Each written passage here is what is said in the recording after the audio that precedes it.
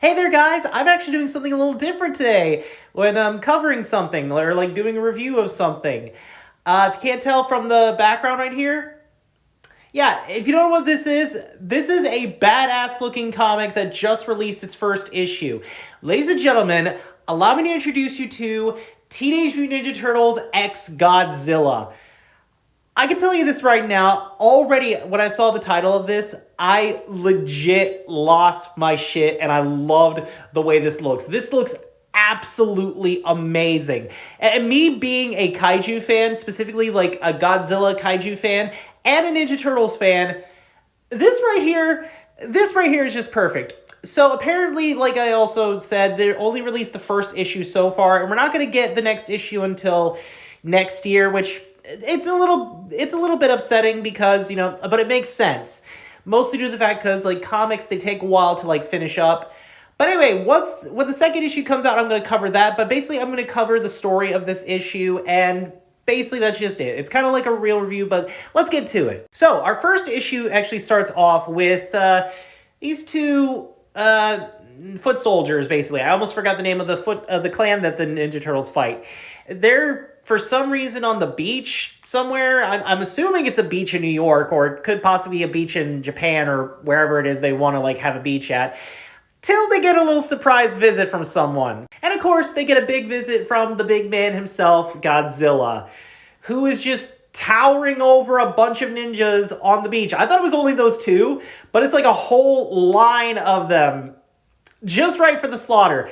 And honestly, I gotta say, I love the art style they have for this comic. Very nice shading on here, especially not just for the colors of like the backgrounds and everything, but of course just for the characters themselves, because Godzilla looks fantastic.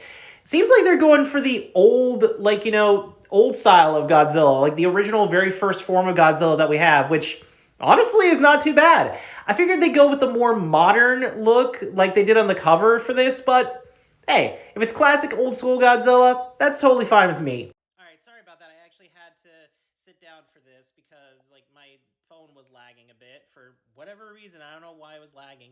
But anyway, continuing on, we actually catch up with the second stars of our show, second stars of this comic, the Ninja Turtles, who are surprisingly sporting what seems to be like a mix of their 2003 design with the 2013 design that a lot of people come to know and love. And honestly, I don't mind the design because they look badass in this combination design. And it seems like they're in the middle of fighting Bebop and Rocksteady, also rescuing some random, I want to say business lady or something. It's not really well explained who she is. But then again, because this is the first issue, we might get time to learn who this is and what her role is, like getting attacked by Bebop and Rocksteady or whatnot. But anyway, they basically save her and take her through the sewers to the busiest part of New York. I don't even know what part of New York they're fighting Bebop and Rocksteady in, but that's basically where they're at, and then they just take her to another part of New York. Surprisingly, this woman is calm about the whole situation of giant walking, talking turtles that know martial arts. You always gotta love characters like that. Meanwhile, basically not only in the sewer, but as reports going on, but one of the newscasters of, I'm pretty sure Channel 6 News, April's news station that she works for, there are reports of kaiju attacks going on in the entire city of New York. Not just from Godzilla, but from literally a couple of other kaijus that I almost forgot the names of. I skimmed through the pictures just to see if I could remember the names. I think I saw a glimpse of Rodan and Anguirus a little bit. Not entirely sure, but it's the two of them. But surprisingly, of all the people that are shocked about this, Splinter here, who is rocking a very cool little furry mustache. I love that. That's absolutely adorable. Surprisingly knows who Godzilla is. Let me explain, and we'll let Splinter basically explain in the backstory. Which he explains in great detail that, before he got mutated into a giant rat, he knew about the stories of kaijus that, roamed Japan and basically destroyed everything. Godzilla being one of the big ones, and he knew exactly how dangerous they were. By the way, I love this artistic style they have for representing the different kaijus and everything. Very cool art style. It's kind of like a rough sketch of, how comics usually start out with. but I love the detail of this. I especially love the names that Splinter gives to all these different kaijus. Especially, I love Mothra's like name, Mothra of the Light. I love that. Very, very distinguished title for Mothra.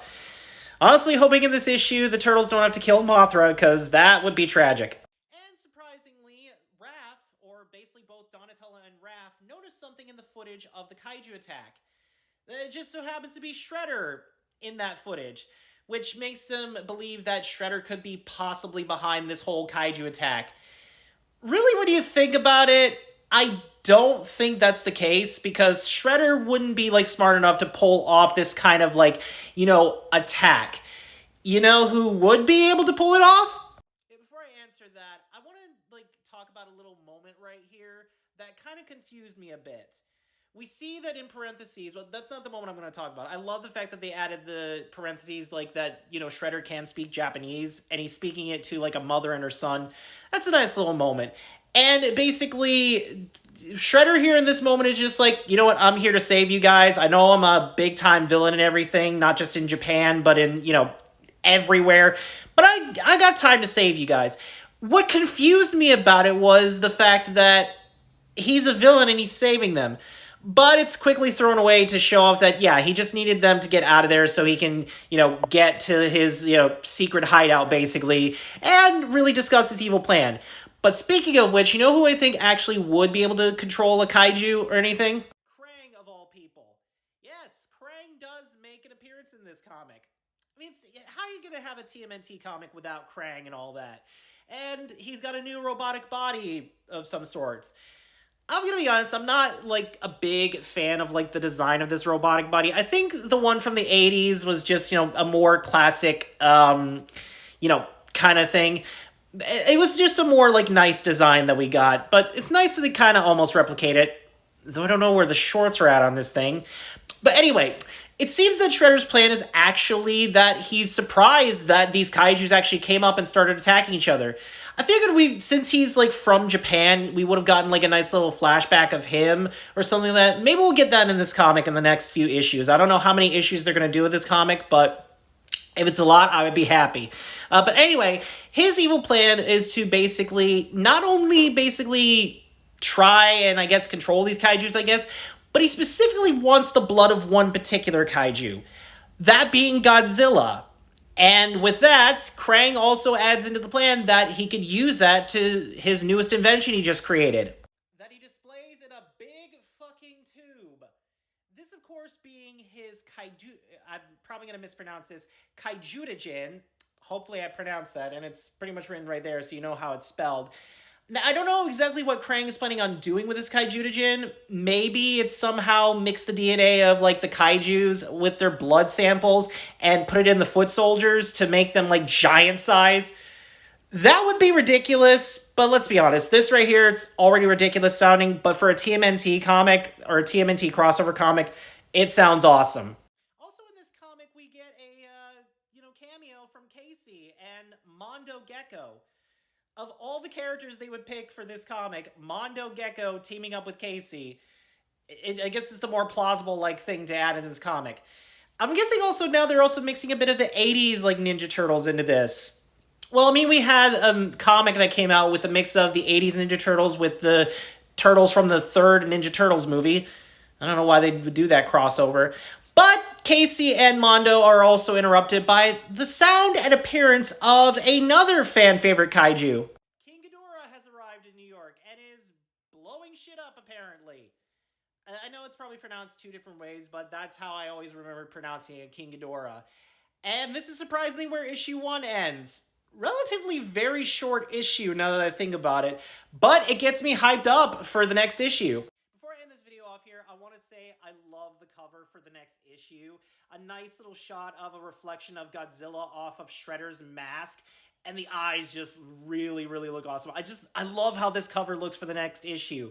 I originally was going to do this in a 2-part video, but maybe I'll do that for the next issue if this goes longer than I thought. But I'm already excited for what this comic has to offer. I can't wait to see the Ninja Turtles square off against the other kaijus, or if that's even going to be in the next issue, but I'm excited for it.